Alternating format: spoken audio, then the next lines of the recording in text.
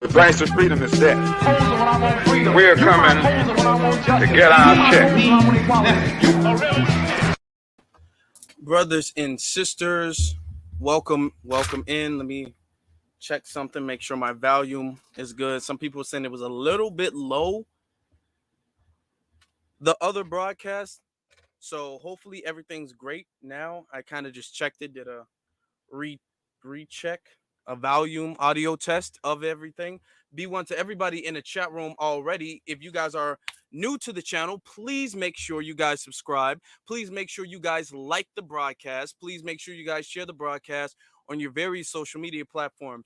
I want to give a shout out to Shots on Target, our brother Torian Reigns, Jay Click, our brother Ace Keeper, Auntie Coleman, Michelle Morin, Torian Reigns Afro with the. I got the OG Afro going on. Yeah, I got the OG Afro. Hold on, let me make sure everything's playing the way it's supposed to. Everybody can hear me correctly, right? Because I did an audio check last time and it seemed good, but it was a little bit low. And I don't want that to happen this time. I want everything to be cool. All right, cool. Okay, cool. Cool. We in here. Loud and clear. Great, perfect. That's what I like. So there will be some spoilers to the Jeffrey Dahmer Netflix series. I'm not a big spoiler person, so I tend to avoid spoilers. However, with this type of situation, the story is kind of based off of true events, and I had known about the story for years prior to this Netflix series, so it's not like I'm gonna find something out that I didn't know before. You know what I'm saying? So for a lot of people who already knew about the Jeffrey Dahmer situation, a lot of people can't be spoiled because they already knew. However, you might still want to see the series first and then come back or whatnot. But I just want to give you a little bit of a warning because I don't want to be bogus like that and be all like, and then what happened at the end was okay. You know, Joshua is in here. All right. So I'm not going to necessarily go over like every single episode or what happened in the series, but let me just give you like a brief overview of what I saw about the series. The first episode I found very interesting because he gets caught the very first episode. He gets caught, and then the show, what they do is they kind of they like jump into different time zones. They go to the point where he just gets caught, and then he gets, arrested, and they find all of the bodies, they find the acid, they find all of that stuff because he was getting a black guy. He went to pick a black dude up, which actually, I guess the series depicted the black guy as if he was a part of the academy, as our brother Torian would say. But when he actually went up there to testify in real life, they asked him if he was homosexual. He said no. So it could have been, and so you guys know, all of Jeffrey Dahmer's victims weren't homosexual. They were mostly that way because that's how he would lure them into his apartment or into his grandma's house. And in the series, they showed that he was luring people into his grandma's house first, and then when he moved out, then it became this crazy thing where he was doing it to a bunch of people. But the guy who actually escaped and got away, and if you guys watched the first episode, he really got away because what Jeffrey Dahmer would do is he would make drinks, and then he would spike the drinks, and then he would give it to the people, and then that would put the people like in this like high state where they couldn't really function, they couldn't really speak, or whatever the case is. And then he was able to just pretty much do whatever he wanted to. They couldn't really fight him off. But in the first episode, and this might have happened in real life, he gave him his drink, but the guy actually didn't take the drink. So the guy had the sober enough mind to kind of fight him off. So that's really what it was. Um, the second episode, they kind of flashed to. I said I wasn't doing an episode breakdown. Look, this is what I'm doing. But the second episode, they kind of flashed to him as a kid, and you can see like the parent situation. The mom was on all types of drugs. The mother was first off a terrible mother, just a terrible person in general, just a literal terrible person in general. Mother was on drugs. The dad was always arguing with the mom. The kid was a weird kid, giving his teacher, what was it? Not frogs. It wasn't frogs. It was like tadpoles or something. When the kids would give teachers apples, he would give the teacher a tadpole. What was interesting about that scene, though, is that he gave the teacher like a mason jar full of tadpoles. The teacher was like, oh, okay, oh, that's cool, or whatever. The teacher let another student take it. The other student, now, Jeffrey, as a kid, I think Jeffrey was like 9 or 10 or something. He was a young kid at this time, and he saw it, and he got upset with the kid for taking it. Wound up following the kid home and taking the tadpoles and killing or deleting. Well, I guess you can say that with animals, right? He put motor oil in the jar of water, and that's gonna kill anything. So he just like murdered the tadpoles because the teacher didn't want it. So he was always a disturbed little boy. In the show too, it showed like when he was younger, he had like an infatuation with like dissecting things, and it was very weird. And the dad used to do it like as a project with his son in the series.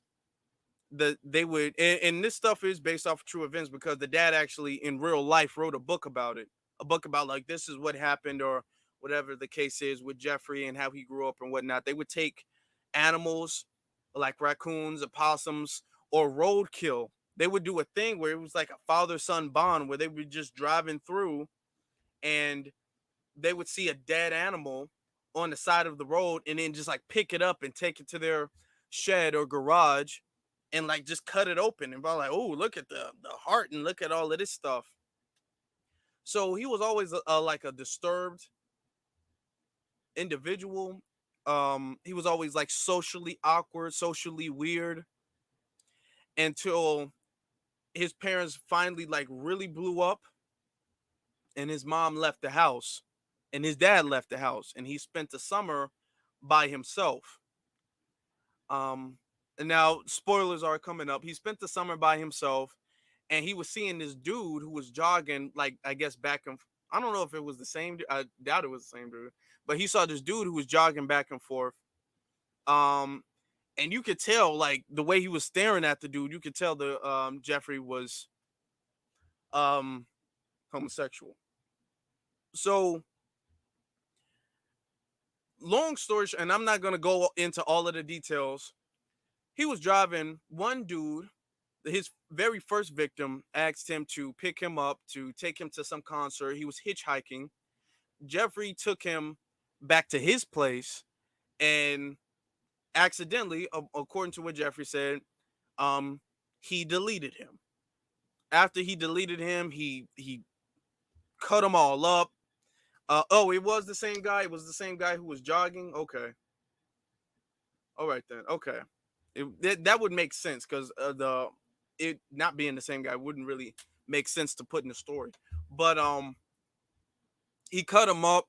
He like tried to crush the bones. Now he knows about all of this stuff because he used to dissect animals.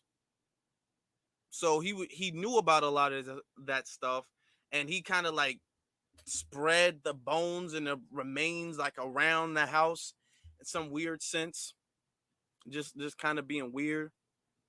Uh, he went to the mill. Now the dad came back, tried to get him into college. He dropped out of college because he wasn't attending any classes. His GPA wasn't high enough to keep him in college. He went to the military, and then he was dishonorably discharged from the military. But in the series, you see in the military, he learns about like drugging people, which is what he used with pretty much all of his victims going forward. The first victim was like really the only victim that we know of that he didn't drug. So his second victim, he claims it was an accident too. He actually drugged himself by accident. He was trying to drug the dude. Um, he drugged him by accident and wound up deleting him. Don't know what happened, but he deleted him, hit the body, and then he was doing stuff like that at his grandmother's house when he was staying with his grandmother. And I'm not trying to be very detailed about it. I'm not trying to, spoil anything. So he was doing that with his grandmother, but something interesting happened, and this is what I really wanted to talk about when I say racial privilege, because this dude was always a weirdo.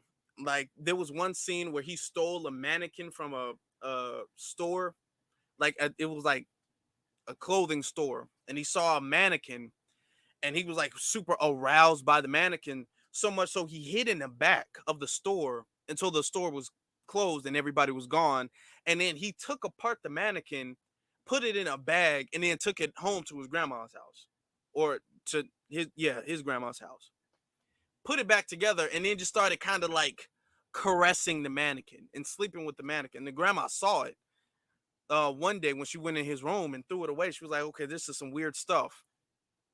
Okay. So his grandmother knew, his dad and his stepmother knew that he was like a weird off kid. What's interesting, and moving forward, what was interesting was that he was doing that where he was like bringing people into his grandma's house. He was roofing them or whatever type of medication he was using. He was drugging them, and then he was, deleting them. So that's really what that was. Now, there was one scene where he was at like not an amusement park or a carnival or something like that. Mind you, too, Jeffrey was a heavy drinker. Jeffrey was an alcoholic pretty much his whole life. Jeffrey was drinking from like the age of, I think when he was in high school, this was like 17, 18. And we knew he was like drinking before then, but all of his life, in the series highlights that a lot. All of his life, he was drinking and smoking. Torian's right, and smoking. He was drinking and smoking even when he was caught, and they would show him pretty much giving the like confessions of his crimes. He had a cigarette in his hand. He bought a six pack to class. He was literally, he was so bad with it. He wouldn't even hide it. He would bring a six packs to class. He got pulled over for drinking and driving, and the cops just let him go. That's one thing. That's one thing that we'll get into. But he got, and mind you, this stuff is based off of true events. So he was arrested for public indecency because he was masturbating in public, which you do that, you can be registered as a sex offender. So he was registered as a sex offender. And then like that's kind of it. He eventually, and I'm skipping forward a little bit. I don't want to give too much away, but eventually he had to move out of his grandmother's place or whatnot. And then he started picking up people to come to his house. Now he picked up this one kid. He was like a Filipino kid. He picked him up, and but the he tried to do it with the kid. He drugged the kid, but the kid got away. The kid got away. They called the cops or whatnot. This is when he got like arrested, like, and went to court. If you see in the series, he actually went to court with for child can I say that word on YouTube? Um Child assaulting, assaulting a child. If you guys know what I mean, you guys know what I mean. I don't know if I can say it on YouTube, so, but you guys know what I mean. And in that scene, what I found interesting is that the judge is looking at Jeffrey, and he's looking at Jeffrey so sympathetic. He's all like, "Oh, you remind me of my grandson. Hopefully this step, because he gave him like some time in prison, and then he gave him like, I guess, some type of probation or whatever the case is." And this is what I really wanted to talk about, is the chances that he was given, the racial privilege chances, and I'm using racial as a substitute for another word, but you guys know we can't say that here. So he was like, "Oh my God, you remind me of my grandson. I want to see you grow to your fullest potential," or whatever the case is. And then when I guess the Filipino got up there, and he had an accent. The judge seemed disturbed by his accent, like, "Sir, I can't understand you." He had his other son translate for him, and then he was like, "Oh, just give the officer a note. I'm gonna just send it to you. This just document it or whatever." You can see that's racial privilege right there.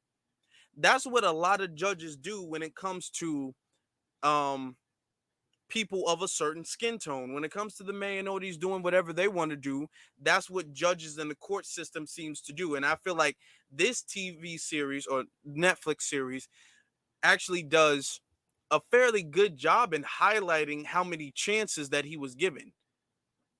Okay. Now, what's interesting is he would go to like this what they call, I think, a bathhouse or a bed house or something, where he would take dudes there, and then he would just now at this time he wasn't really on his deleting spree where he would take them, delete them, chop them up and eat them. He wasn't doing that. He was just taking them and then drugging them, and then just like coddling them for the rest of the night. Eventually, they caught on to that, and they banned him from those houses, which I thought was interesting, because I'm all like, okay, well, at this point in time, the dude already has a record and is already a registered sex offender. And now you see that the person is drugging people, and he's still not being arrested. He's still not being, charged with anything. So I'm looking at it. I'm like, that is a very interesting thing. And I'm not trying to spoil it too much, but there was a black dude who came after the fact. Now, this was after he was, roofing people and got caught and banned for that. Never got arrested, even though he was banned from those houses. He never got arrested for drugging people at that time. So there was one black dude that I believe he was still he was at his grandma's house. Now I'm chopping it up. I have to chop it up because the series kind of jumps back and forth. It's not like the first episode, then they go through his entire childhood, then they go through his teenage life, then they go through his adulthood. It doesn't really go in a chronological order. It kind of just like bounces back and forth like that. So that's why if I'm explaining it to you, it might seem like, okay, well, didn't you say, like, it might seem like that for me explaining it to you, but you guys would have to watch it to understand what I mean. So at this time, he wasn't able to take people back to his house because he didn't have a house. He was still staying with his grandma. So he was roofing people, or whatever drug he was using, and he got caught for it, and they banned him. They didn't arrest him for that. But this, and now mind you too, this is after he was convicted as a sex offender for his public indecency. I'm not sure exactly if this is, but this was before. Yeah, I'm thinking about it now. This was before. Um, so you saw. Look at the comments. This was before. Nikki has to go. Okay, I'm gonna look at your comment. I'm gonna look at that because all of this happened in Milwaukee. Um, she's There was a location, a kid who escaped his parents named yeah, I can never pronounce the name. This was the kid when he first escaped. A friend of mine at the time flagged down the police. Oh wow. So let me just put it on the screen. She says There was there was lo there was location kid or Luasian, that's what he was. Luasian kid who escaped. His name was that name. I'm gonna say KS. When he escaped, a friend of mine at the time flagged down the police who didn't take her serious. It says, so she went and got her mom and aunt, and the cops still let him go. That's interesting. That's a very Luasian. I don't know why. The screen is a little blurry right there, so I thought it said location. I'm like, okay. Thought it was a typo, but he was Luasian. Okay, so that's what he was. So this is, mind you, this all of the roofing in the bed houses was because he couldn't really take him back to his grandma's house because his grandma saw him bringing in multiple dudes in his house. So the grandma started saying something to Jeffrey. She was all like, okay, I'm not really cool with this. Or whatever. Now, at the time, she didn't know that Jeffrey was deleting people. She just didn't. First off, it's her house. She was all like, she was religious person, so she didn't like the idea of Jeffrey sleeping with dudes. So she didn't like that. So he was taking them to the other place when he was doing that. Um, he met this one black dude, and this black dude actually escaped. He met this one black dude, and he had gave him some coffee because the black dude needed to get a jump. He said, I'm gonna give you a ride. Just come back to my place for a little bit. He gave him some coffee with the drugs in it, and then the dude got all high. The grandma saw it, and then the grandma was all like, okay, this is weird. I'm gonna sit here because she already could kind of tell something was really off because in the series Jeffrey would have like little flashes of crazy rage where somebody would say like, "Hey, Jeffrey, stop!" and he would just start yelling and screaming at him. So his grandma knew something was off with him. So that's why she sat there and she was all like, "No, this ain't really normal. This ain't cool." So she sat there. They took him to the bus. Um, and then when he sobered up, he was wound up in the hospital. They took him to the bus from he wound up in the hospital. Then he went to the police. The police went back to uh his grandmother's apartment, and the police questioned him. The police really didn't take him serious when he first went to him. The police questioned Jeffrey. Jeffrey was all like, "Oh no, he was just drunk and I was just trying to help him," and whatever the case is. And then the police took his word for it.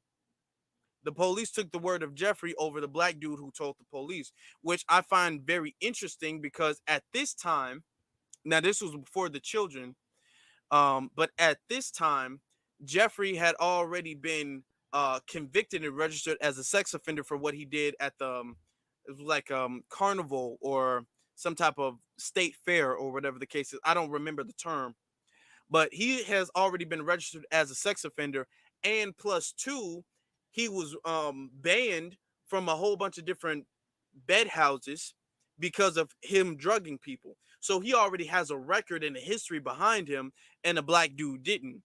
And the cops still took the word of Jeffrey just purely off of Jeffrey being a Mayanote person versus the word of a black person. Nikki says, there was a friend of Jeffrey's in Milwaukee at the time who was also deleted and eaten, but never made national news. That's one thing too. I'm very, very sure that Jeffrey has now. People talk about how transparent Jeffrey was about it. I'm sure there's a lot of people that Jeffrey probably didn't say anything about. I'm sure they said Jeffrey deleted 17 people. I wanna with the time frame of when he was doing it from start to finish, I want to say it's probably a lot more people.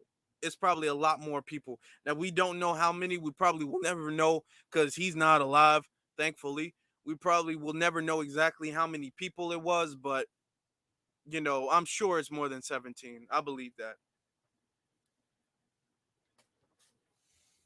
You say you've watched 2 episodes, and this, yeah, it is crazy. It is crazy. Absolutely. Absolutely. So the cops are letting him go so much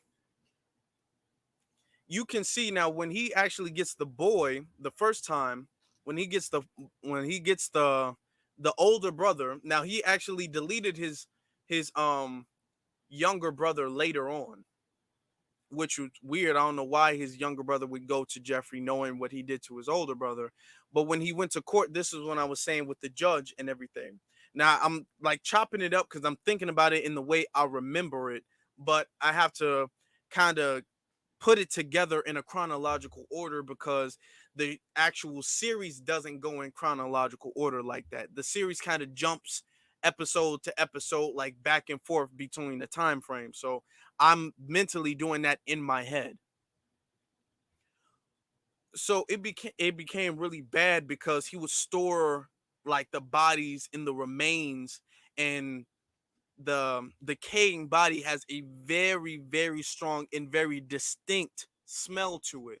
And the neighbors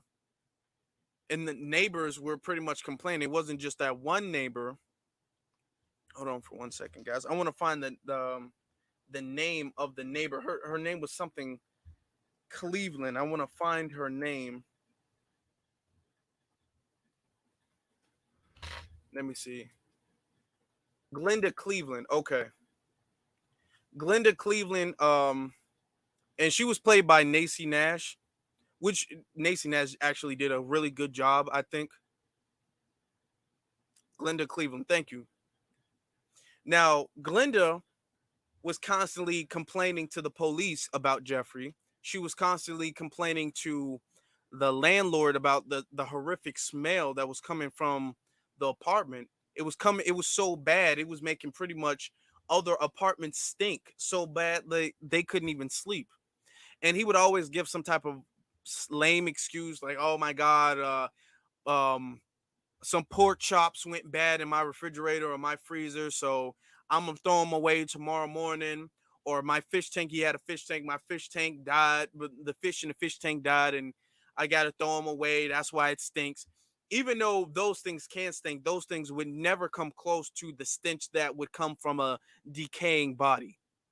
And she knew stuff was up. So she was always calling constantly. It would be to a point where she would have, and I feel so bad for her because Jeffrey was um emboldened pretty much by the negligence of the Milwaukee police, um to where he would bring them in. They would be screaming in the house, noise, banging, going around. Um it said songwriter, you time me out, are you mad, or a mod. I wasn't aware that you were timed out. I don't know if you were timed out. I didn't do it. A mod must have did it. Maybe it was an accident. I'm not sure what happened. Um,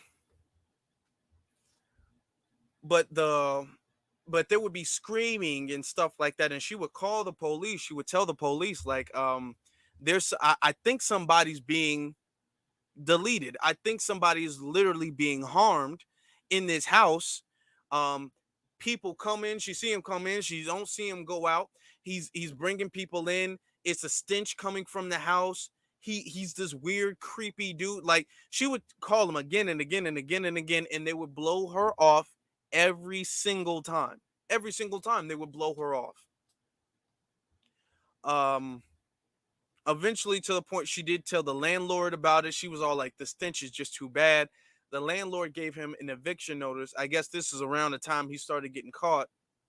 They gave him an eviction notice. uh, you know, I guess that's when he brought his like last few victims in there.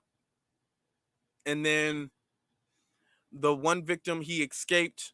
He got the cops, and then the cops found all this stuff in his house, and then they arrested him. Now, one of the craziest scenes was one of the most horrific scenes was the 14-year-old who got brought back to the house. And that actually really happened. That was a real thing that really happened.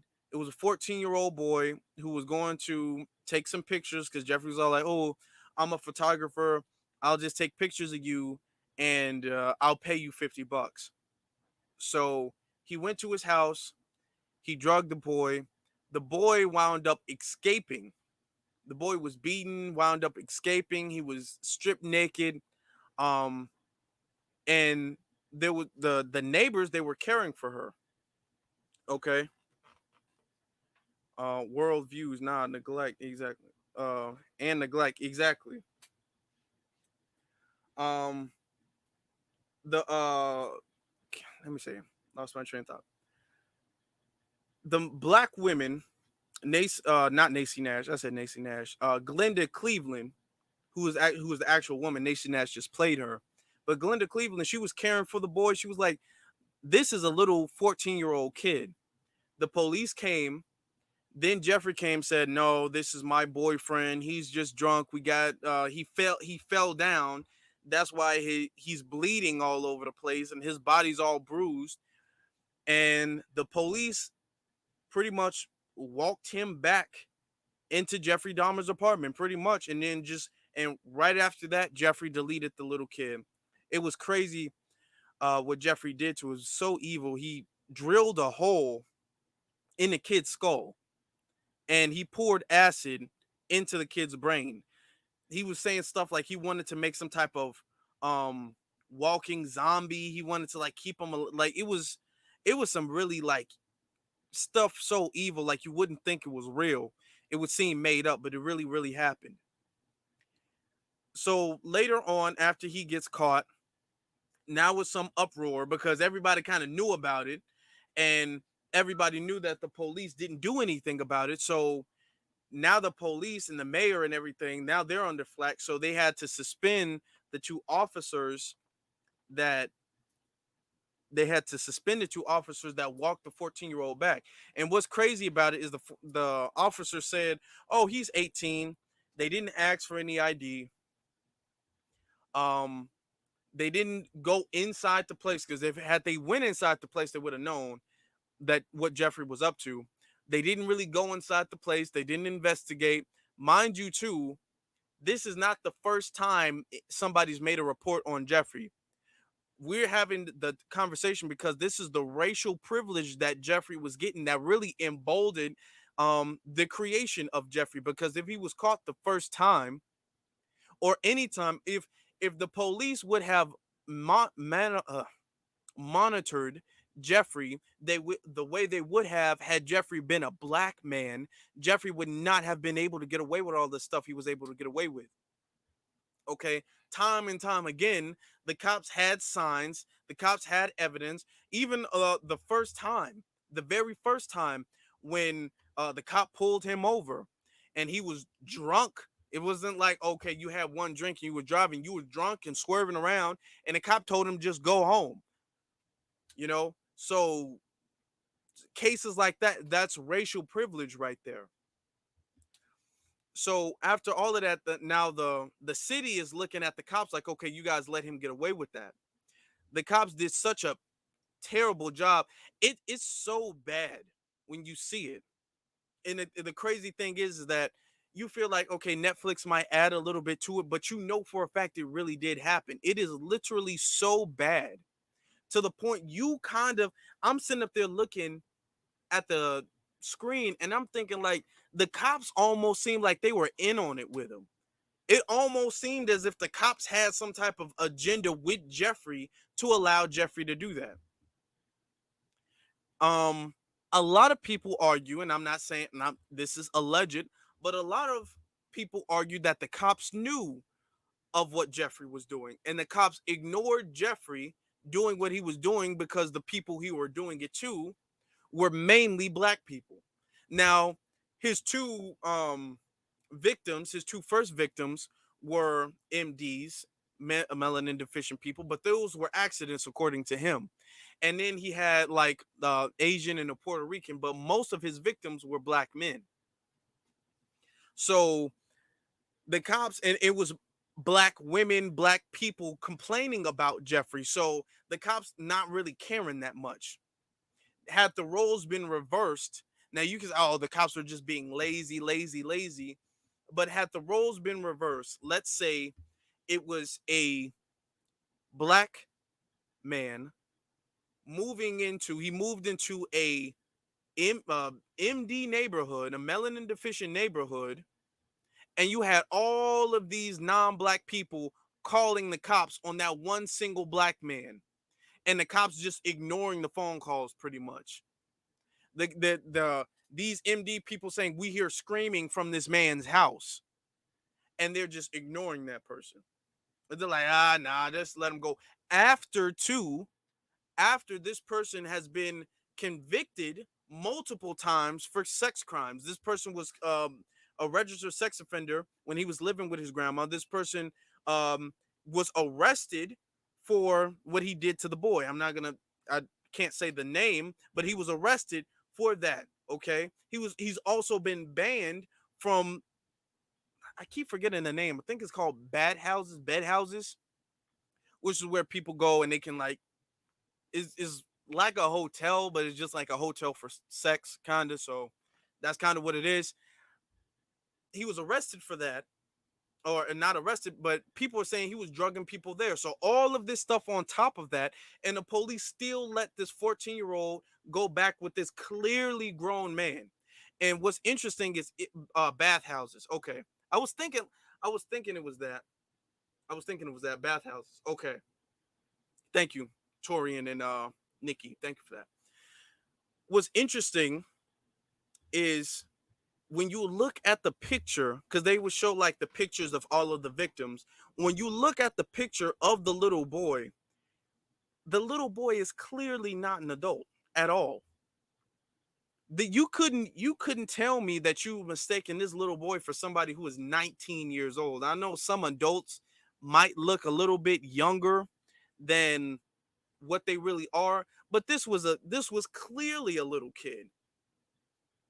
He had the height and everything. Clearly a little kid too. Even if he was an adult, you see somebody who's that intoxicated, so much so to the point where the person is bleeding, the person can't even speak their name, slurring their words. You as a police officer, you're not even going to take this person to the hospital. You don't really do any investigation. You don't find out if it's a domestic violence situation. You don't check to see if the person has ID, and of course the person wouldn't have any ID because he's a 14-year-old. 14-year-olds don't have IDs like that. So he didn't have any ID. They didn't do any sort of investigation, and this is what gets a lot of people really upset towards the end when they found out what Jeffrey was really doing. Now, something interesting. Hold on, let me find something. I just Let me get this ad off. Now, the officers, and this is what I wanted to talk to you about because this is what really made me do a broadcast on this. I wasn't trying to do like a review because I know a lot of other channels had done reviews, but I wanted to mention this is the result of racial privilege. Jeffrey Dahmer 100% is, because if the races were reversed, if Jeffrey Dahmer was a black man and the people he was victimizing was mostly MD people, he would have never gotten away with it. First off, just based off of his crimes alone, even before he actually started like purposefully deleting people, just based off of that alone, the cops would have been micromanaging every single move this person made. How do you, as a registered sex offender, get around another kid and then get sent to jail as a registered sex offender, and then you have a 14-year-old, people are telling you like, hey, this is a child, this is clearly a little boy, everybody can see it's a little boy, and the cops actually give the kid back to Jeffrey. So before we go on, I want to thank Cyberdyne for the $5 super chat. Afro Elite Peace fam, peace to you, brother. So let's look at this. I'm going to share something on the screen, something I found that was interesting. Please ignore the ads. You know I hate those, but ignore those. You know I hate the ads. You know I do. I try to delete them. But they keep popping up. Oh well. The officer's name was Joseph Garbage, which is interesting. Garbage. Joseph Garbage and John Belkurzak, I believe that's how you pronounce his name. These are the two officers. And so you guys know, the whole giving the boy back to Jeffrey, that really happened in real life. That wasn't something they just added for drama in the series. That really happened in real life. Um, Joseph Garbage and John Belzak were two Milwaukee police officers who handed a naked, bleeding 14-year-old boy back to a serial deleter and cannibal, Jeffrey Dahmer. They did so over the objection of Dahmer's neighbor, Glenda Cleveland. That was the black woman in the series, played by Nacy Nash, who was telling them about Jeffrey. So, and other women at the scenes. She wasn't the only one. That's the woman that they kind of highlighted throughout the series, about the ones who were constantly calling on Jeffrey. They highlighted Glenda Cleveland because I believe they did that because she was the woman who had the tape where she was all like, "Are you sure he seems like a little boy? Are you sure he's not a little boy? Have you checked his ID? Like, are you sure everything's okay? Like, or whatever the case is." Like, she was that actual woman who's on the real life tape. There was like a recorded conversation between her and John Belwick, John whatever however you pronounce his last name. So that's probably why they highlighted her in the series. And as Torian says, shout out to Christopher Scarver.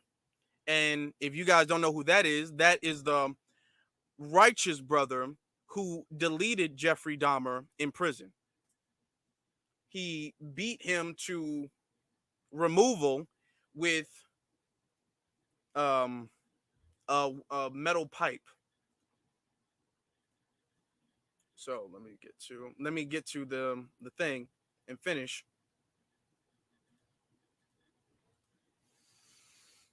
Where was I? Garbage and Bell Surzak became known as the Dahmer Cops. Quote, the Dahmer Cops. What happened to Garbage and Bell Surzak, despite the controversy, which generated major headlines at the time of Dahmer's arrest, both men went to enjoy lengthy careers in Wisconsin law enforcement. No, another thing too, those two cops, when those two cops actually were sent on paid leave, according to what the Netflix series said. They were sent on paid leave. So continuing, Dahmer's deletings, and I got to substitute that word. Dahmer's deletings were getting renewed attention as a result of the new Netflix series Monster: The Jeffrey Dahmer Story. It started streaming September 21, 2022. And that's one thing too. Did you guys know this series was coming out? I'm just asking. Because I had no idea that they were making this series, like, at all.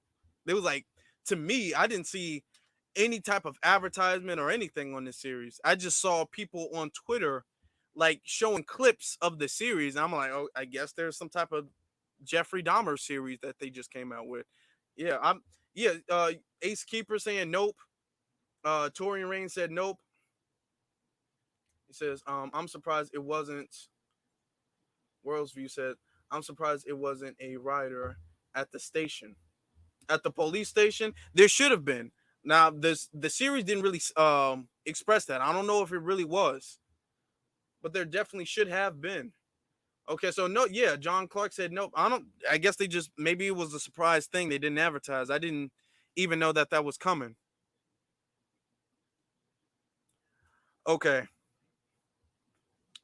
It goes on to say, Across more than a decade, 17 teen boys and young men were deleted by convicted deleter Jeffrey Dahmer. How did he evade arrest for so long?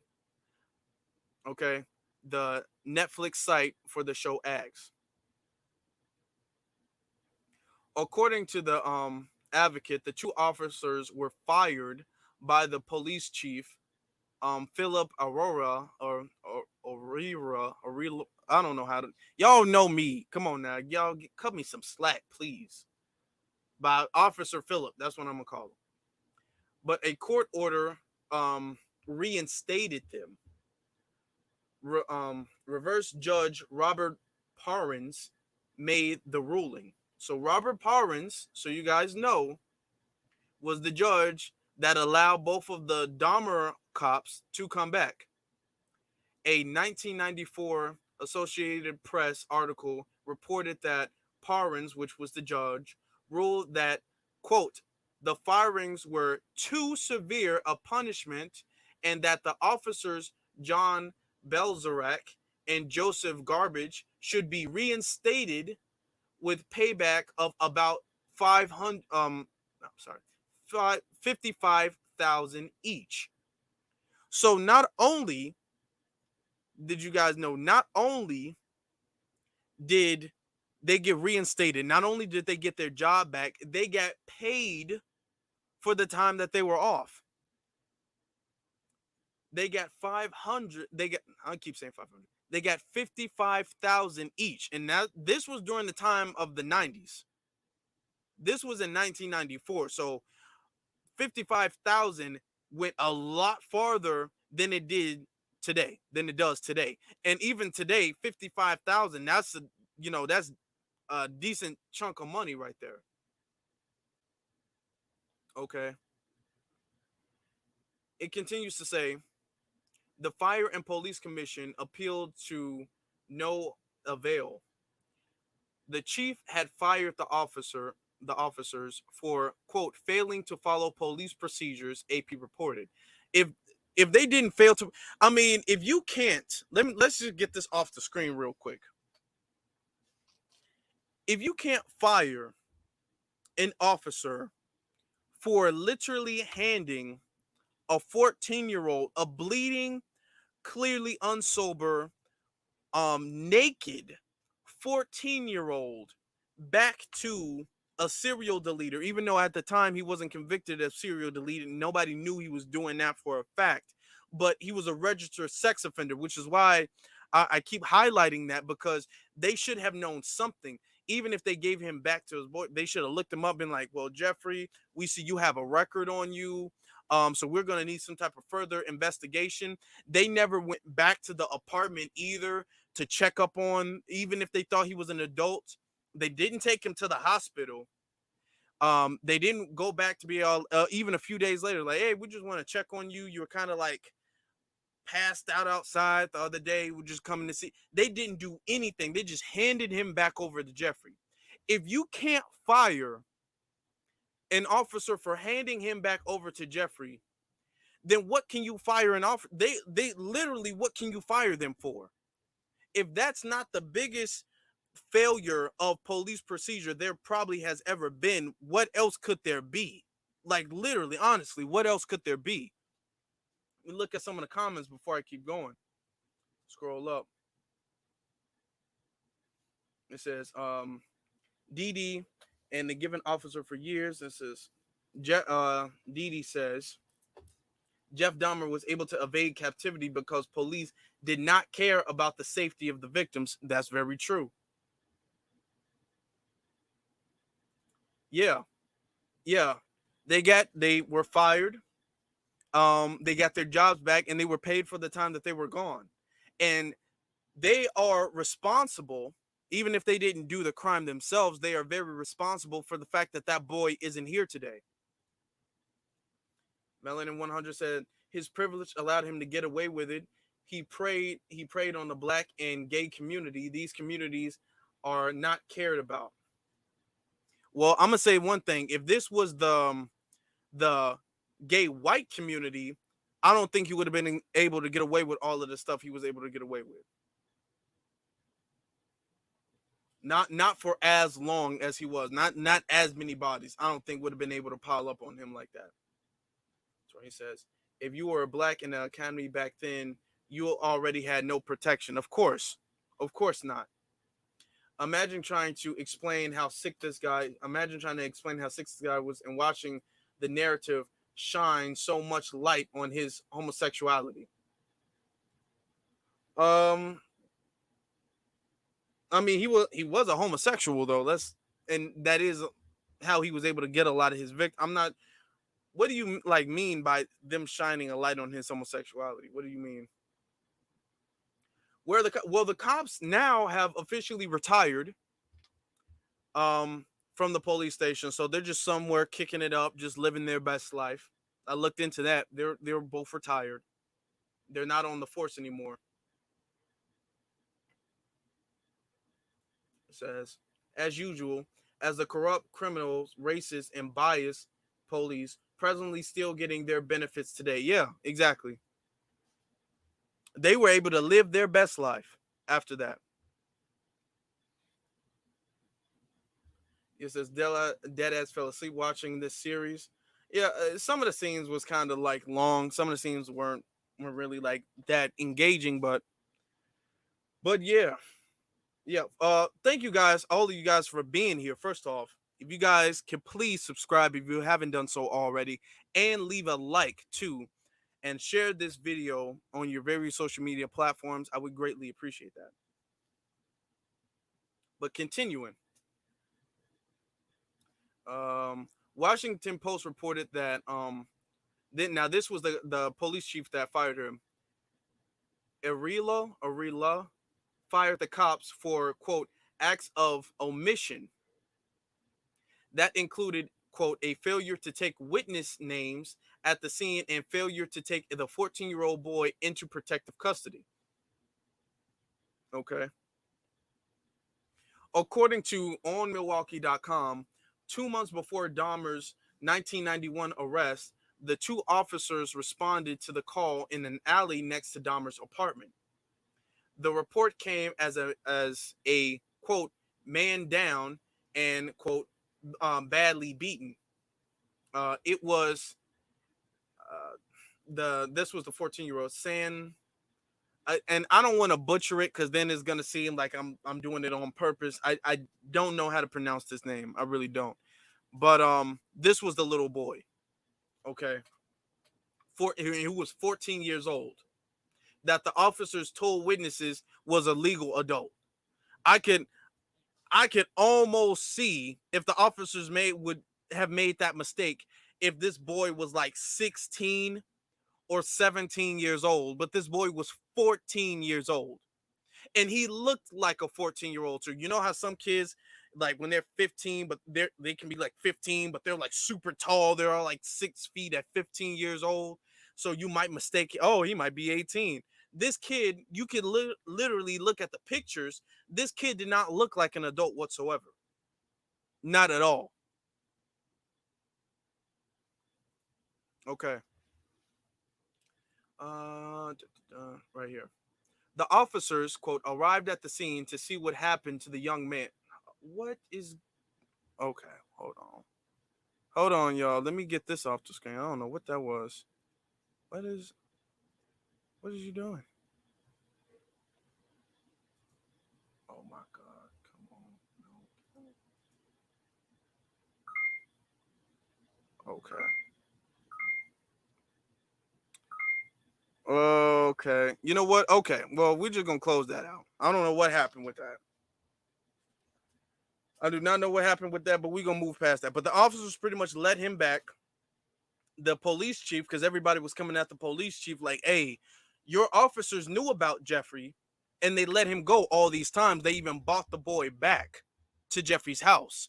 So then the police chief was all like, oh yeah, y'all really messed up. Y'all brought him back to his house. What was y'all thinking? Y'all need to be fired. And the judge was all like, oh no, these are white cops. Why would you fire them? So let's bring them back and then let's pay them for the time that they were gone. So that's what happened with them. Okay. They were able to live the rest of their lives and retire. It seems like Jeffrey Dahmer was not the only person to get racial privilege. Okay. Let me see. Let me see. You says it's not it's not for the overnight charge to solve anything, but there's no TV ads or billboards to explain subcultures under our nose. I don't care if you're trans or polar bear, act like a decent neighbor. Yeah, I mean, yeah, of course. Your sexuality doesn't have anything to do with you victimizing anybody. That's not you having whatever sexuality doesn't mean that you should be out there or is justifiable that you're out there victimizing at all. Now, I want to get to something else. There was a similar situation that we can look at, kind of close to Jeffrey, not exactly, but kind of close, where the police let somebody go time and time again. Do you guys remember Ed Buck? Do you remember the case of Ed Buck? Ed Buck, and this is from the Los Angeles Times. Ed Buck convicted in meth overdose deaths of Jamel Moore and Timothy Dean. Let's look at the situation with Ed Buck real quick. Ed Buck, a longtime fixture in West Hollywood politics, was convicted Tuesday of charges that he's supplied the methamphetamine that deleted two men during party and play encounters in his apartment. Quote, party and play encounters in his apartment. In a gruesome case of an older MD man using his power and money to exploit the poverty and drug addiction of younger black men, the jury found Buck guilty of every charge in a 9-count indictment. Among them were remaining a drug den, distribution of methamphetamine, and let me look at that word. Enticement to an entice. I'm sorry, I had to lean in a little closer. An enticement to cross state lines to engage in prostitution. Buck, age 66, could spend the rest of his life in prison. His two convictions for supplying the meth that resulted in the death each carry a minimum sentence of 20 years. Okay. The verdict concluded a 2-week trial that featured harrowing testimony um, by men hired by Buck to show their bodies and underwear to get high on crystal meth and the party drug JHB. Okay, so he was doing the same thing that Jeffrey Dahmer was doing. The whole, come to me and I want to look at your body and take pictures of your body and stuff like that. The same thing. Okay. As experts from Buck's hundreds of graphic videos and photos of the drugs and sex sessions left spectators rinsing at the trial. Buck's um, obsessive pursuit of his dangerous fetish led to the overdose of two black men in his apartment. Jamel Moore, age 26, in July 2017, and Timothy Dean, age 55, in January 2029. No, January 2019. I'm sorry. Now, it goes on to say, it was only in September 2019, after a third black man nearly died over the overdose, that Buck was arrested. A delay that fueled angry protests by activists who accused law enforcement officials of failing to aggressively investigate the politically affluential MD man. Buck, a one-time candidate for the West Hollywood City Council, made more than 500,000 in campaign donations over the last couple of decades, nearly all of it to the Democratic Party. So let me just pause and ask you a question real quick. Do you feel that the Democrats are responsible or should be held? He was donating to the Democratic Party, was he not? He was donating to him. Oh my God.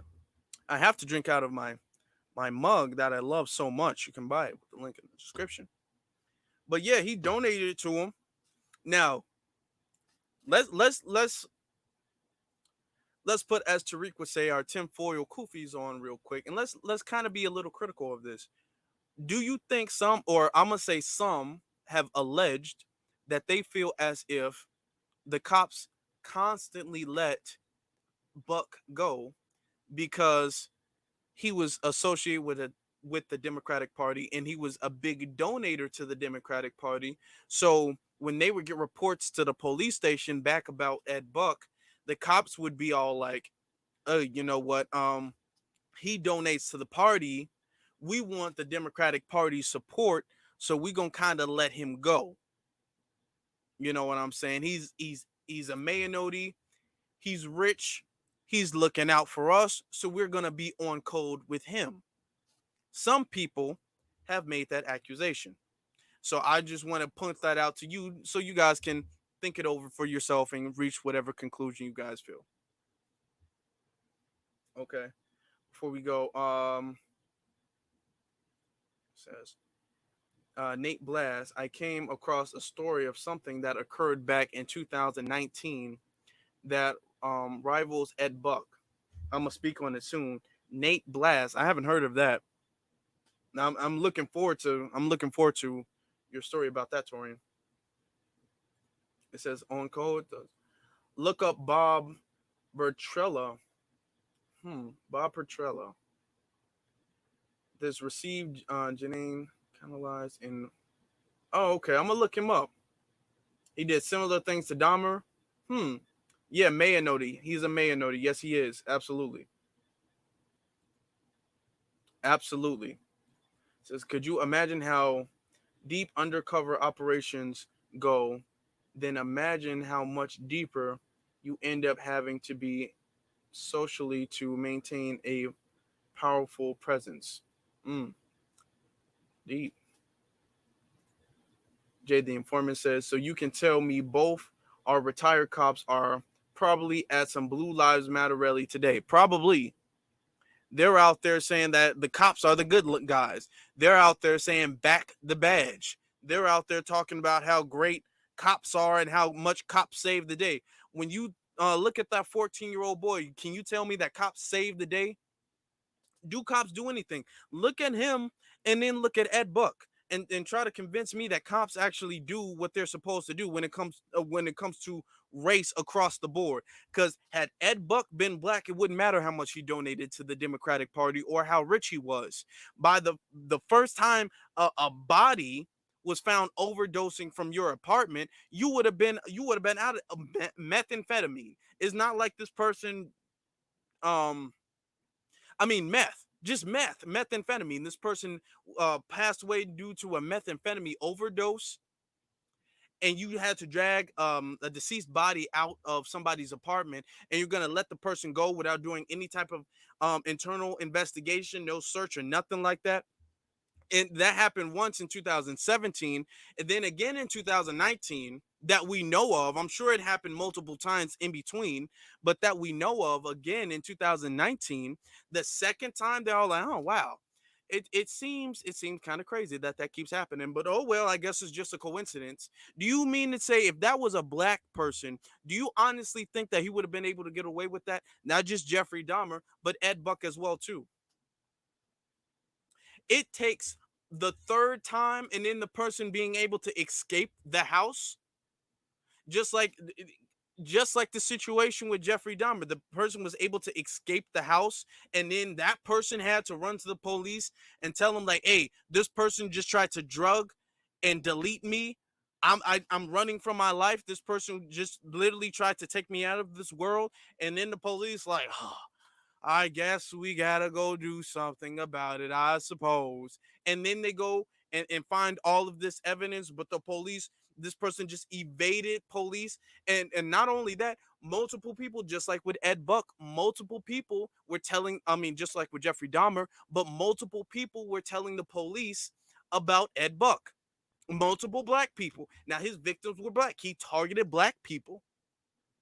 Why now? Why do you think when it comes to these killers like Jeffrey Dahmer and Ed Buck, why do you think they target black people like that? Why do you think that? Now people say, "Oh, it's about the sexuality." I would push back on that by saying they're not targeting anybody, any race of people from that sexuality from the academy. They're not targeting everybody. They're just targeting the black people from the academy. I want you guys to notice that. So why do you think the cops felt? Why do you think they felt so comfortable? Because the cops allowed them to feel that comfortable about the situation. The cops allowed that to happen. And you're right. You're exactly right, Joshua. The Supreme Court has ruled that the cops are not responsible for any individual safety. For your individual safety is not the responsibility of the police.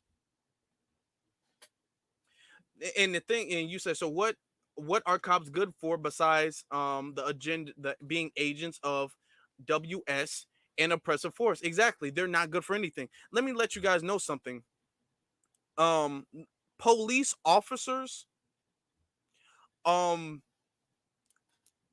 were pretty much, well, not were pretty much, police officers that derives from slave catchers. If you guys didn't know, their whole objective, their origin was to go out and they were patrolling slaves. They were the slave patrols. They were going out catching the runaway slaves and everything. That's what the police were never designed to protect the community. That's never been their design. Their design was always really to catch the slaves. Then it became okay, well, after slavery, we can't be out there catching slaves now. Now, our objective is to be an officer of the policies, the police policy officer. That's what they policy officer, police officer, policy overseer, police officer. They're all the same thing. That's what they are. They're here to make sure whatever policies of the state or of the county or of the city is being followed. That is it. That's all they're there to do. They're pretty much overseers of the society. They're not there for anybody's protection. They're not, and how you know they're not there for anybody's protection is because they're not responsible for it. They can't be charged with failure to protect somebody. That's why in Chicago, all of the time, you see, especially if you're from Chicago, you'll see the cops show up well after all of the shooting and stuff goes on. There could be like a gun battle going on, people calling the cops, we need police, we need police. They show up when they want to. After everything is done with, then they'll show up after the fact. That's what cops do. They show up after the fact. A solid 9 times out of 10, they show up after the fact because it is not their responsibility. Just like with that 14-year-old boy who Jeffrey ate, it's not their responsibility to protect you at all. Now, you pay your taxes to them. You pay your taxes because they are paid to just pretty much oversee the society and enforce the policies. They are enforcers, law enforcers. They are the enforcement of the law of whatever state, county, city, they're in. That's it. That's what they are. They are policy overseers, police officers. That is what they are. They are not there at all to protect anybody. That's because, and you know that because they're not responsible for it. Okay. Now we are looking at the situation when Ed Buck was able to get away with all of that until it got so bad to a point where, and the reason why they had to get him after the guy got away from the house is because, okay, the thing is, when it comes to uh, WS, they always stick together and they always are on code with each other. The thing is that you can't get caught. Once you get caught, we kind of can't save you. That's the thing. That's why a lot of people are alleging that the cops knew about Jeffrey Dahmer's um his things, his crimes. A lot of people are alleging that they knew about it. It's just the fact that okay, um you didn't have a sober person say I am a personal victim of Jeffrey Dahmer like that. The thing is that once you get caught, once the cat's out of the bag, okay, now we got to get rid of you because we can't cover for you anymore. The cat's out of the bag. Just like with Ed Buck. Ed Buck had multiple dead men leaving his apartment with the same cause of death. Multiple dead men leaving out of his apartment. Then the one person who survived and went back to the police station, they were all like, "Okay, um, we got to get you now, Ed. You shouldn't have let him get away. Now we have to get you because then that's going to be that's going to reflect back on us. Then it's going to make us seem like we're in it with you. You know what I'm saying? That's like the person who gets caught. Okay, you just got caught. Now we got to kind of throw you under the bus to save the rest of the group. That's why they got Ed Buck. They didn't care about the black person who ran away. They was all like, okay, this black person who runs away, this person's gonna blow the whole spot up. He's gonna get the local news. Exactly, the cat's out of the bag. He's gonna get the local news on us. It is gonna be a very bad reflection for this police department. So we got to get you now. We're sorry, Ed, but we have to get you now. The same way with Jeffrey. Okay. That it happened to all of the calls, ignored every single thing, every single sign, ignored. Then when very sober black man was able to escape and tell them, they all like, okay, the cat's out of the bag now. The cat's out of the bag because you slipping up. Now you letting him escape. You letting him escape, and you escaped, and this person is sober too. Unlike the kid who wasn't sober, the kid couldn't even speak. This is a fully sobered, functioning adult that escaped. Okay, you slipped up. Now we got to save ourselves, so we got to throw you under the bus. That's kind of how it works with them. They'll play blind all the way up until okay, you slipped up too bad, so now we got to throw you under the bus. It says we were also reporting on him. If you mean like you mean Ed Buck,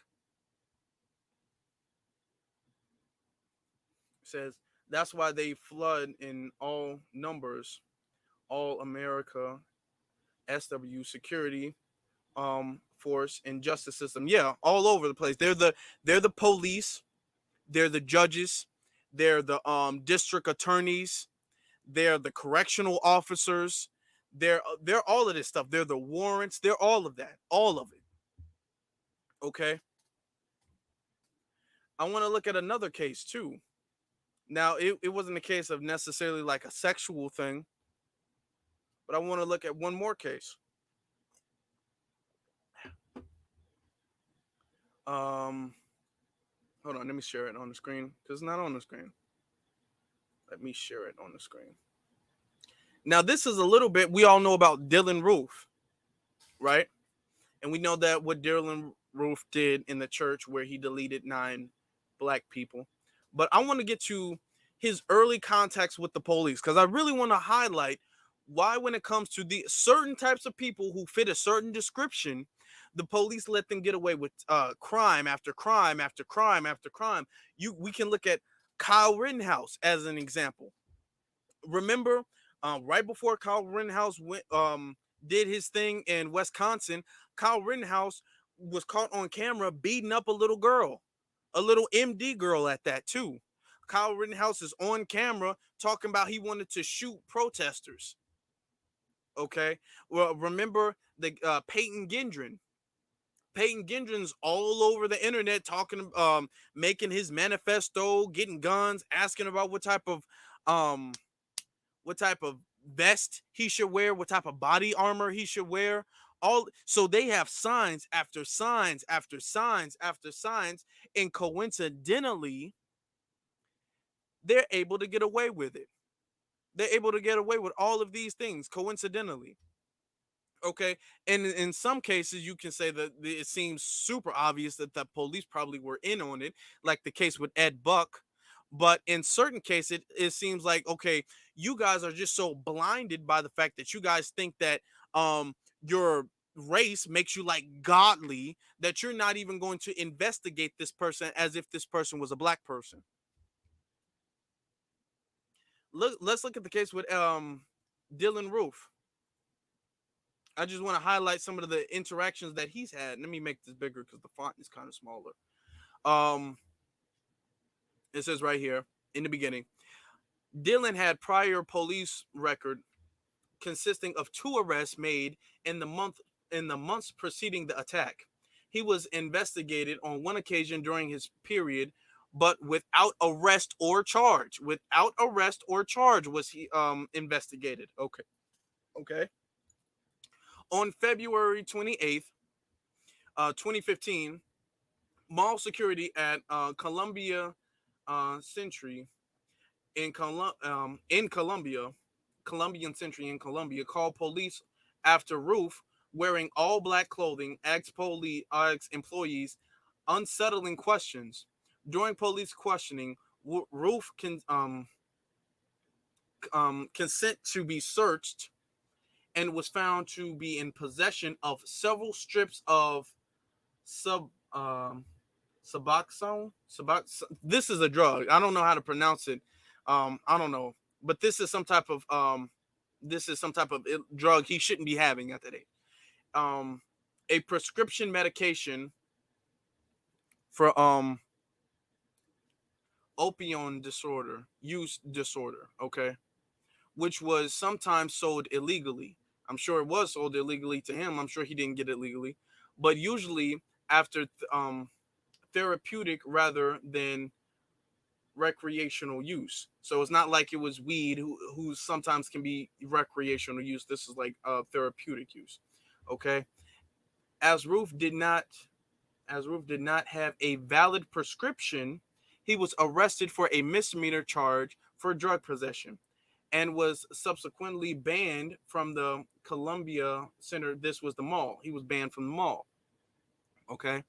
On March 13th, 2015, this is the same year, 2015, Roof was investigated for loitering in his parked car downtown Columbia. He had been recognized by an off-duty officer who investigated his March 2nd, it says March 2nd questioning. I think they were supposed to put a March 22nd, maybe they missed an 8. His March 2nd question, unless it was something he was questioned on March 2nd about. The officer then called a colleague to investigate.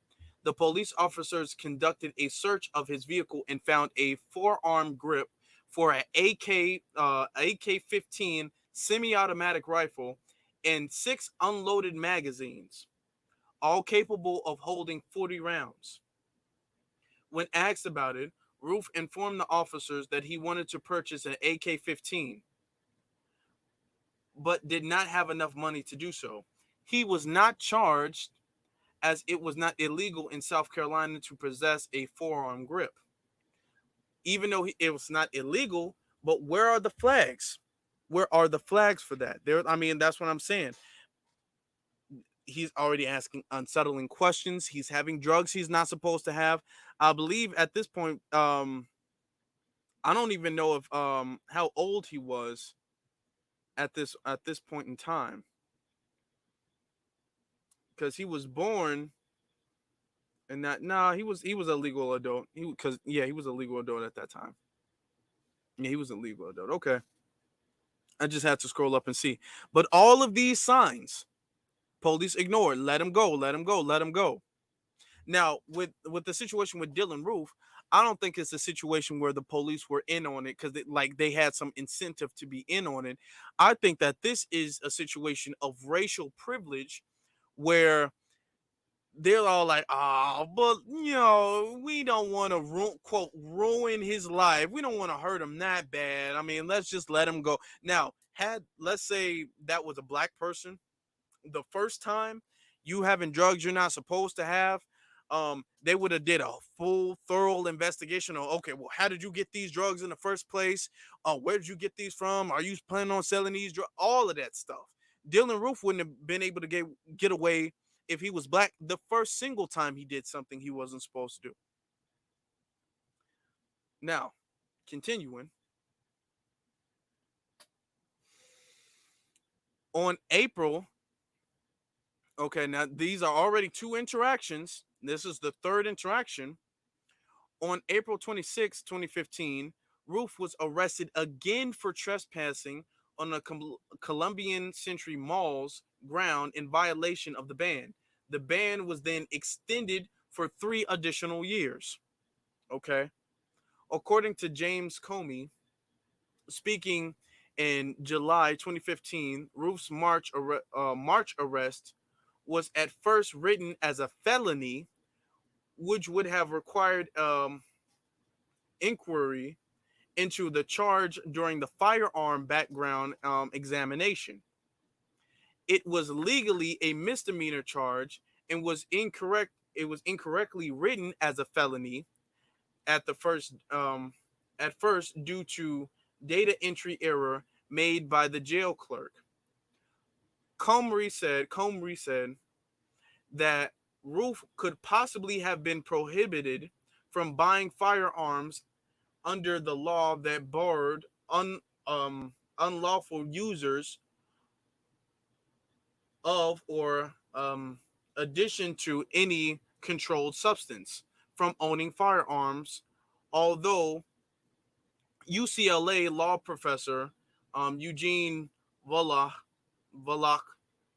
wrote that it is unclear whether Dahmer's misdemeanor possession would have meant he met that definition.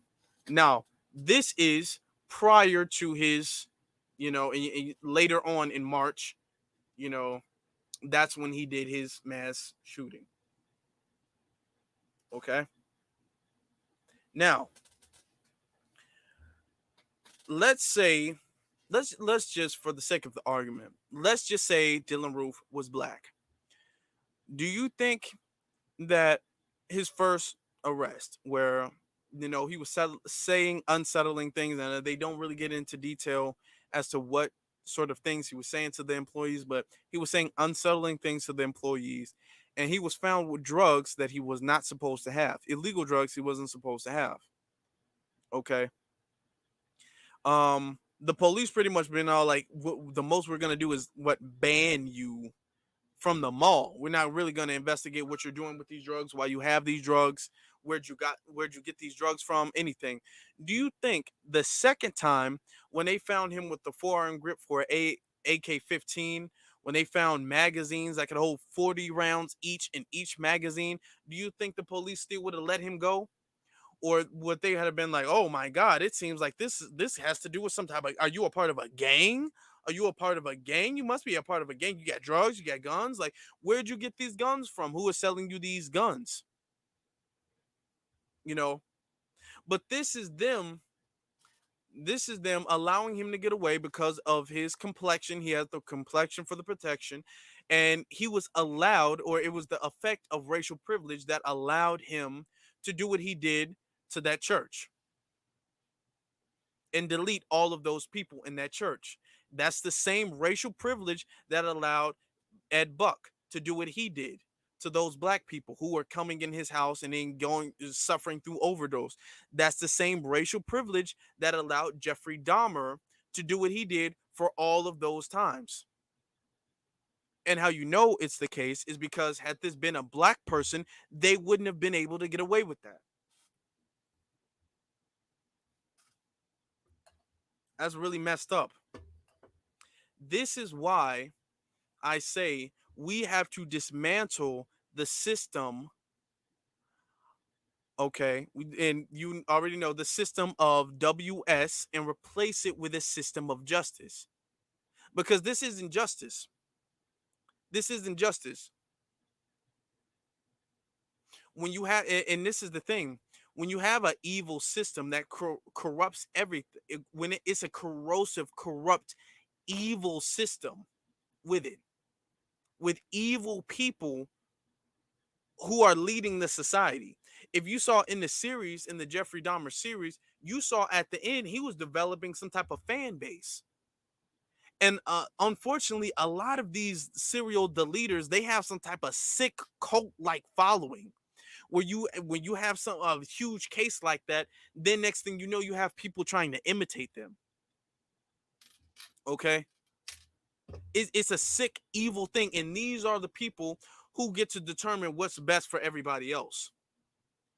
The cops who let him go, those are the same cops that you are supposed to entrust with your safety when you call the police for an emergency. The same cops who gave a 14-year-old back to Jeffrey Dahmer after Jeffrey Dahmer is convicted as a registered sex offender. After people have been calling the police on Jeffrey Dahmer time and time and time again, and they've completely ignored it. After pretty much seeing the flags, they saw the boy. They saw he was beaten up. They saw he was bleeding. They saw he couldn't speak. They saw he was naked. And they just let him go back anyway. Never checked on him again. They saw all of those things. Yeah, good point you made too. Yeah. They took Dylan Roof to Burger King. We should never ever forget that. That should never be forgotten. Ever. Okay? They literally, after arresting Dylan Roof, putting a vest on him as they were escorting him out, just in case anybody wanted to enact real justice on him, uh, they took him to Burger King. They was all like, I understand, what you did. It probably makes you hungry. You want like a double Whopper or something like that? Took him to Burger King. The cops who took him to Burger King weren't fired. They weren't arrested or nothing. Now imagine if a black person does something heinous, right? And the cops pick him up after knowing what he did, arrest him, and was all like, you know what? Before we book you, you want a chicken sandwich? You want to get some Popeyes or something? You want to go to Burger King, get like a large fry and a drink before you go to prison? Can you imagine that? Those cops would never see another badge again. They could kiss their badge goodbye, never to be a part of anything that has to do with law enforcement ever. Ever again. Not the case with Dylan Roof. That's not the case with him. You know, AK says one thing they didn't show. I bet dude's dad was a staunch racist.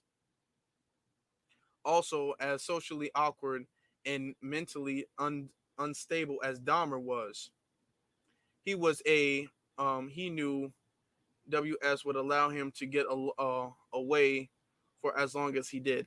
That is one thing too.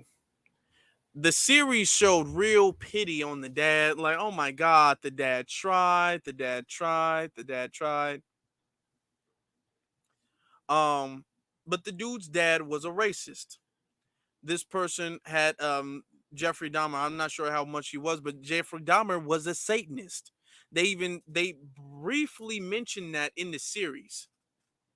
They briefly mentioned that, yeah, he did like have a shrine to Satan. He was a Satanist. Okay. They did a lot to like pity the dad and make it seem like the dad, oh my God, I didn't know. What type of dad, let's just be honest, what type of dad would think it's a fun activity to go dissecting roadkill with their son? No sports. I could see the fishing scene because there was a scene in the series where they were fishing and he was like cutting it up and gutting the fish and all that stuff. But when you're cooking fish, you gotta gut the fish. That's just what it is. But they were doing that to roadkill. That's a totally different thing. What type of dad would do that? Okay, allow his son to do that. Let me see. The show also too, they they kind of flipped the ending a little bit. Okay, they tried to make it seem as if when because at Jeffrey did get baptized in the series and in real life, he did get baptized. They say he found Christ. He was remorseful for what he did. Okay. In the series, they keep trying to say, they try to imply that. Now, what's interesting is that in the series, Jeffrey was doing like when he was in prison, he was antagonizing some of the inmates. Like he would do things where he was there was one scene where he tells like a joke and then he puts like ketchup on a drumstick and he was like, oh, this was the finger and I was eating the finger of the he was mocking the fact that he was cannibalizing people. And they show that in a time frame before he got baptized. Did you guys know that that was after he was baptized? After he quote unquote found Christ, he was still making jokes about eating people. The show set it up that way because they set it up as if, oh, Jeffrey had changed, he had found Christ, he didn't know who he was at this point.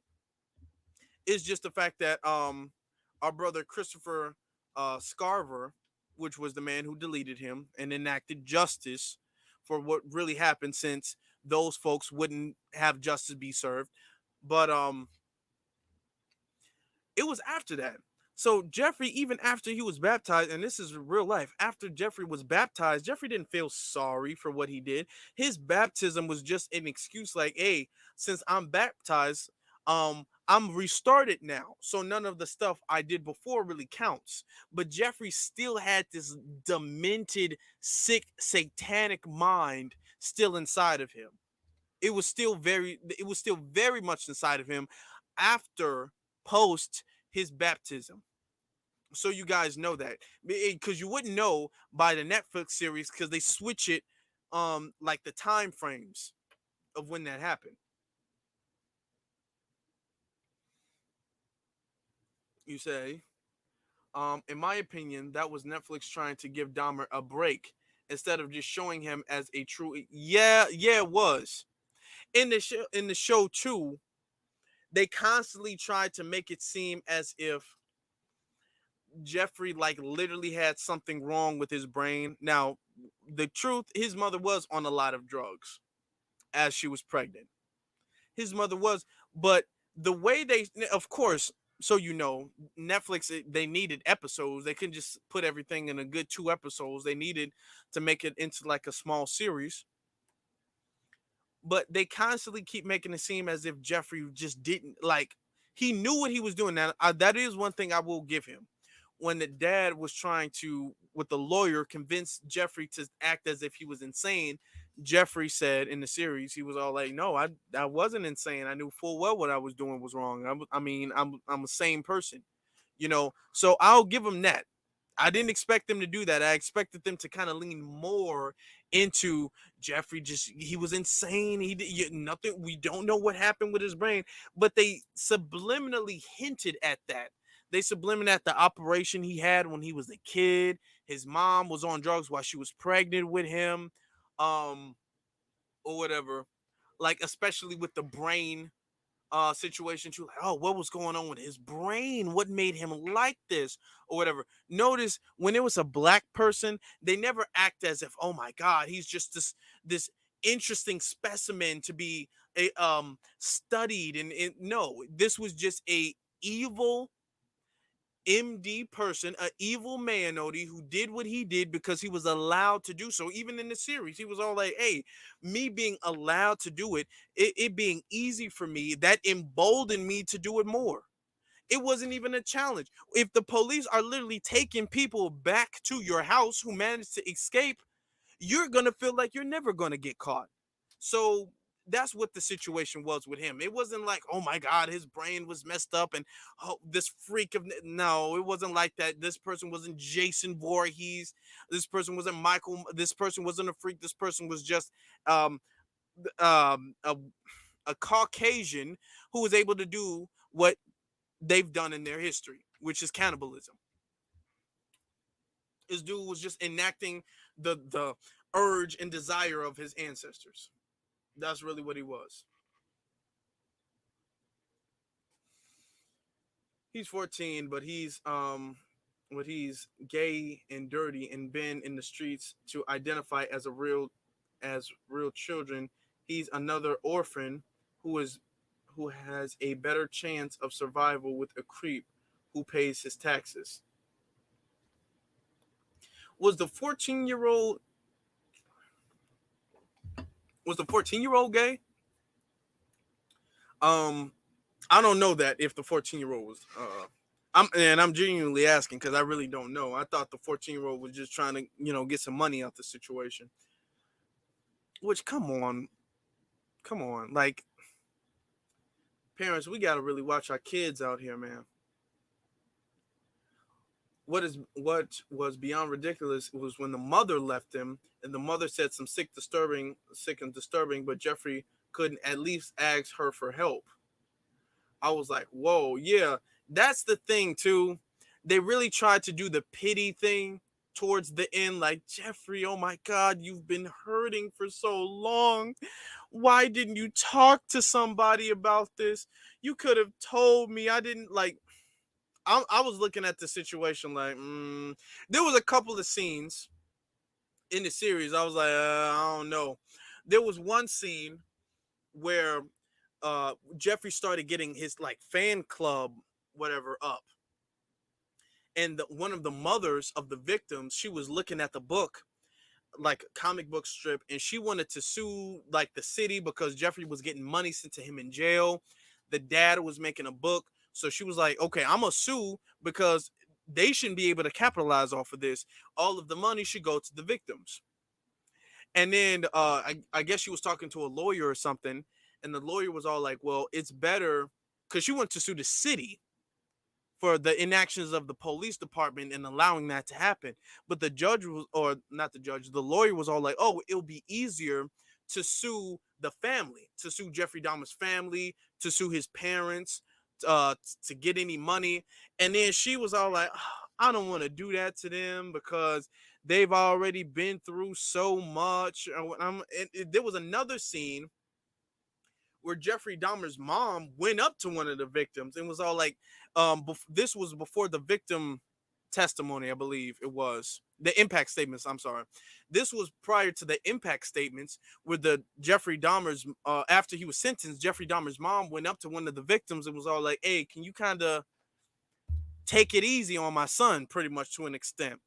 And it was the grandmother, and the grandmother was all like, oh, I mean, I get where you go, I understand your pain, I feel your pain, or whatever the case is, but you know, what about like, there was a little bit of like shucking it, like they kind of did a little bit too much with the forgiveness stuff for me personally. Like, I kind of rolled my eyes a few times. I'm like, like I kind of sighed under my breath a little bit when I would see some of the scenes. There was another scene where Glenda Cleveland was in church and she was talking to the pastor like, I'm trying to forgive, I'm trying to move on, but I still hate him and stuff like that. One thing I don't like, and they do this a lot with black people, like the church going black people, damn forgiveness. You don't gotta forgive nobody. You don't. You do not. And you do not have to forgive somebody to move forward in your life. I don't like that. They do that a lot with black people. They act as if, okay, well, in order to move forward in your life, you have to learn to forgive and you have to learn to let go, because you can't get into heaven unless you forgive the person who harmed you. You have to forgive the person who harmed you to get into heaven. Now, the person who harmed you, they don't have to get your forgiveness to get into heaven, but you have to forgive the person who harmed you to get into heaven. That's that little slavery kind of plantation mentality that they bred into black people. Now, in the series though, I am glad, because she was like, I don't forgive him. Cause I'm sitting up there looking, I'm like, okay, okay. Now, if she said something like, "Oh, how can I want to forgive him," then I would have been like, "Oh, here we go." But she actually said, "I don't forgive him," and the pastor was like, "That's okay," and I'm all like, "Okay, yeah, that's enough with this forgiveness stuff." Let's stop with the, oh, I see where the parents were going through, because the mom was not involved in Jeffrey's life for the most part at all. The mom was a terrible mom when she was involved, and then she wasn't involved until after he was convicted. So no. Okay, the dad, they made it seem like the dad was struggling so much with Jeffrey. This dad was a little racist psychopath too. In the series, they talked about how he bought a bomb to school, and he thought about how he was going to delete people if he had the chance. Now we know he didn't act on it. Allegedly, we don't know if he acted on any of his sick fantasies. We do know that he has some type of pleasure by cutting open bodies with his son. We do know that. We do know there were signs. There were several times in the series where he would go to his grandma would be telling him about him, and he would go to his grandma's house and he would see, like, dude, like, what is going on with you? And this is after Jeffrey was convicted as a sex offender. So I'm not going easy on the parents for this. I'm not. I'm not, because the parents could have stopped this and they didn't. They didn't. And I get your kid, of course you're going to be biased to your children. Yeah, I understand that. But still, they planted the seeds that became Jeffrey Dahmer, and they let it happen. All right. And then tried to capitalize. Because when he was writing the book, he had no intention on giving any of the proceeds of the book to the families. He didn't get their permission to make a book about the situation. He didn't. He was all like, hey, oh, I want to write a book. Let me see if I can come up off of what my evil son has done. So that was his mentality. So I don't really feel that bad for him or the mom at all, period. Not whatsoever. Exactly. You said CNN went to Buffalo asking about that forgiveness. Yeah, with the Buffalo Peyton Gendron, with the new Buffalo shooter at the grocery store. They always do that to black people. Black people and black people only do they do that to. They don't do that to literally anybody else who gets victimized by somebody else, whether this is a minority crime, whether this is Asian, what, it don't matter who it was. Remember last year when they was doing the Stop Asian Hate thing, when they was doing like, oh my God, Asian, did you see them go up to any one of those Asians who were, quote, victimized by black people? Did you see them ask anything about forgiveness? Were they all like, oh, we know you're a victim of a hate crime by a black man, but can you forgive? You know you can't make it into to heaven unless you forgive him. Do you forgive? Do you forgive? They don't do that to nobody else. Do you think that they're asking Ukraine right now to forgive Russia? We know Russia has been bombing your homeland and your nation, but do you forgive Vladimir Putin? Do you forgive them? Do they do that to anybody else? They don't even do that to the Arabs and the Afghanistani refugees. Do you forgive the Taliban? Do you forgive them? No. Ain't the whole talk about Jesus Christ. I mean, you got to forgive Jesus and, well, turn the other cheek, and when they go low, we go high. All of that stuff is only marketed to black people. That's it. All of the, we in church and we just praying like, God, please take this hatred out of my, all of that stuff they only do to black people. They only do that with black people. Yeah. You said they kept Ed Buck on the super quiet. Exactly. They kept Ed Buck so under the radar. Even when he was in trial, they didn't even really broadcast it. You think it would be like a national thing. Now, when R. Kelly was on trial, that's national news. That's national news. It's trending on Twitter. When Bill Cosby is on trial, that's national news. It's trending on Twitter, all of this stuff. Now, when Ed Buck was on trial, people barely knew about it. People barely knew that Ed Buck was on trial. You know, you got to be like a literal Jeffrey Dahmer or Dylan Roof to make it to be national news. Even with the situation with Peyton Gendron, when Peyton Gendron did what he did, that was on like news. That was only trending for like a day or two, and then nobody ever talked about it again. Now, Some people might say that was overshadowed by this school shooting in Uvalde, Texas, but you know, it's still that was really swept under the radar for the most part. Very much so swept under the radar. Anytime it's one of them, they touch on it and then bam, never to speak about it again. There's been so many cases that I've seen and I remember it. I'm all like, hey man, I remember that one scene of or that one situation where somebody was doing something to a black person, whatever. I go to look it up. It's nowhere to be found. They'll bring it up in the article. They'll let the article like be open and available for a few months or so, and then bam, they'll close the article and sweep it up. Like, yep, yeah, that didn't happen. Okay, that's good. And you can barely ever find it after that. They do that all the time with them. Mm-hmm. Yeah, they barely ever drag their families in the news media. Exactly, exactly. They don't ask, where when it comes to Dylan Roof is not an old person. Dylan Roof was a young man. He was a young man. Did they ask where was Dylan Roof's father? Is this a reflection of the lack of fathers in the white community? Did they ask that? No. No, they didn't. Did they ask where was his mother? Where was his friends? No. Peyton Gendron. Peyton Gendron was 18 years old. Did they ask, well, where are the person's family? Where is his dad? Where is his mom? Who was now? I believe I don't know if he was living by himself or not, but they don't ask those questions. Who was he living with? Who knew? They don't ask about they don't ever make it seem as if this is a culture thing. The second, and remember, the very first thing that I posted after the situation with Peyton Gendron is they are going to try to make this situation seem like this is a one-man army. He was a one-man army.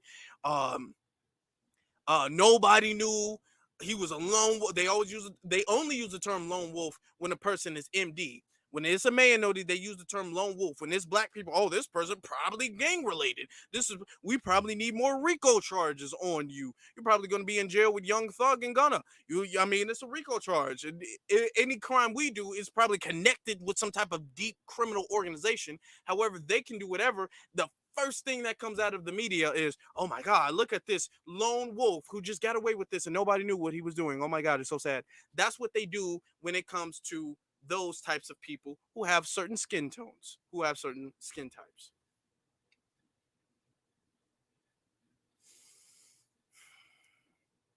Um, you said just like the Asian who shot the little boy in uh, Michigan. I don't know how to pronounce that first name, Michigan, for leaving his bike on the yard. That result was barely publicized. Exactly. And not only that, the Asian dude tried to hit the boy with a sledgehammer. He tried to hit the little 6-year-old boy with a sledgehammer, missed, wound up taking a gun and shooting. Then now the boy, thankfully, is alive and well, but he wound up shooting the boy. They mentioned it in the news story. They was all like, "Yep, never gonna talk about this again." Now, had that been a black man who did that to a non-black, especially a minorities type of kid, it would have been on the morning news at 7 o'clock. It would have been on the early after. It would have been on the 12 o'clock news. It would have been on the 2 o'clock news. It would have been on the 6 o'clock news. It would have been on the evening news. They would have repeated it the next day. It would have been a follow up. They would have had interviews with the family. They would have been all like, "Well, what does his job say?" They would have went to his job. They would have did all of those things had this person been a black man. Okay. Says Joshua after the first case of him at bat, or was that an axe? Yeah, I mean, after the first case, it would have been a wrap. It literally would have been a wrap. This is the reason why I'm saying we have to get rid of this entire system and replace it with a system of justice, because this is the system that allows monsters like this to exist. They allow it to exist. It's not as if these people are some type of evil geniuses that just found a way to evade police. Police are seeing it. They're being called.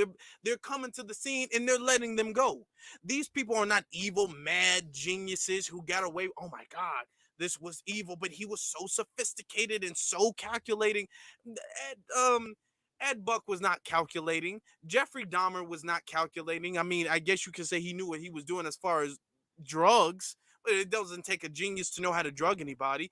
But these people were not calculating. These people just got away with what they got away with for so long because of their racial privilege.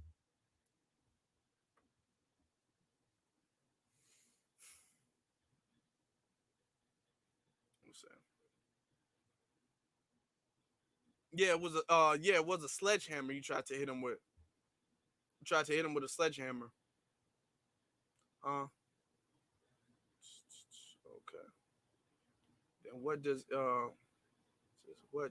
it take? What does it take? If you're asking me, what it takes us to get rid of the system of W supremacy. That's what it takes. That is what it takes. I completely forgot to put this on the screen the entire time. I always forget to do that. I literally always forget to do that. It's okay because the link to my social media and the merchandise is in the description below, so you guys can go there. You guys can get your stuff. But that pretty much concludes what I have to say about the situation. I have to say the situation with Jeffrey Dahmer. Dahmer is sick, is a sick person, an evil person, not unlike a lot of his other racial peers. And the system of W supremacy allowed him to get away with that, allowed Ed Buck to get away with that, and could have prevented Dylan Roof as well as many others. Dylan Roof, Peyton Gendron, Kyle Rittenhouse. They could have prevented a lot of other people from being deleted, but they decided not to because certain people have the protection complexion for the protection, so they don't even get charged or really looked at, despite their record and despite all of the evidence. Oh, I have merch. Yeah, I have some merch. I'm redoing the page. Yeah, it's the link is in the description. So I'm redoing the page. I got new merch coming in, old merch coming out. You know what I'm saying? So I'm looking at what people like to buy the most. So that's kind of what the situation is. But oh yeah, but that's in the description. You guys should be following me on my social media. Instagram is Afro Elite, just Afro Elite, and Twitter is the Afro Elite. So at the Afro Elite on Twitter, or you can just pop up Afro Elite, type in Afro Elite. I'm gonna be the first name that comes up, so you can just follow that. Say good video, Afro. Thank you very much. I appreciate that. Thank you very much. Appreciate that. This is what's says Joshua. It says exactly. It says new era. Detroit put that pressure on the court system enough. It says a W guy once asked me to serve his roommate court papers. Man, if y'all don't, if in another thing, this shows you guys that just because a person lives around black people does not mean that they are any less evil at all. Another thing too, this shows you how easy it is to spike somebody's drink. Uh, don't ever, especially if you don't know the person. I mean, and I don't want to victim blame. I'm not, but I want this to be a teaching lesson. If you're just meeting somebody, don't let them serve you open drinks. Like if he would have handed them like a can or whatever the case is, that probably would have been different. Or a closed bottle that you can tell hasn't been tampered with. Even still, be very cautious of that. But somebody you're not watching the person make the drink. The person just going around a corner, and then he's just bringing you back a cup. Like, here, take this cup. And it happened time and time again. And unfortunately, today it still does happen. You know, especially if you just met the person. Don't allow, because you don't know. Even if you know the person for years, you still just want to be careful. You still just want to be careful. You know, because you don't know. Somebody could just have it plotted on you the whole time, and then the third year knowing them, they find an opportunity to do something to you and they do it. So you always have to be very careful of that. Always. Okay. Some of the signs, you go into somebody's apartment and their apartment stinks like dead body. I feel like that's a very big red flag that unfortunately a lot of people missed, but that shouldn't be overlooked. Okay. You guys got to be very weary of people and very weary of their agendas. Okay. If you are going to, even if you are going to, and I'm not condoning this whatsoever, but I just know that I can't tell people what to do and what not to do. So I am going to say, if you are going to be doing like going to somebody's house the first time meeting them, at least, especially now that we have technology and social media, at least text somebody, be all like, hey, I'm about to slide to this person's house. He says um he says he lives in that apartment or whatever the case is, or I'm gonna turn my location on when I get there. So if anything happens, this is the last person. Just like kind of give yourself a little safety net. I'm not advising you even go that far as to go to somebody's house you don't know, but I'm just saying give yourself a safety net so where if you do go missing, they could be all like, hey, well, he said he was going to hang out with Jeffrey Dahmer, and now we don't know where he is. So, that type of situation. Ashley says she really enjoyed the show. Thank you very much, Ashley. I'm happy and pleased that you enjoyed it. Thank you. Cyberdyne says, I appreciate your broadcast and your intelligence. I always look forward to tuning in, B1. And thank you very much for your super chat. And I appreciate the fact that you enjoy the content. I really do. It says, I agreed to attend, not to participate. So that morning of court, he asked me to meet him at a downtown hotel, which wasn't odd because it was obvious it because of the obvious roommate issue. Oh, okay. All right. So cleared that up.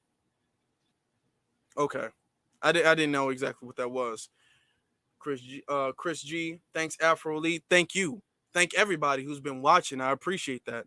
I appreciate all of the likes. I appreciate all of the shares. Sometimes I just be um scrolling through on my timeline and I see like I'm like, oh, that looks like my video, and it is. So I appreciate that. Sometimes people tag me in like Instagram stuff when they take like their phone and they be all like, ooh, I'm watching Afro Elite on, you know, YouTube, and then they put it on their Instagram and I see that. So all of that stuff I appreciate. All of the super chats I appreciate, the buying of the merchandise, all of that. That stuff is greatly appreciated. And I want you guys to know that. But we've been on for almost 2 hours. I'm gonna get off here. I will see you guys Thursday, same time, 7 o'clock Central Time, Thursday evening. So I hope you guys will be there because um I have a subject that I really wanted to talk about that tonight, but the situation I really want to like jump on board with the situation with the Netflix special tonight, like a kind of breaking it in. So I will be talking about that this coming up Thursday. So thank you guys for being here. I'm going to get off here. You guys have a good rest of your week until Thursday. I will see you. You all be safe out there, and be one salute to all of the brothers and sisters out there for watching. Thank you.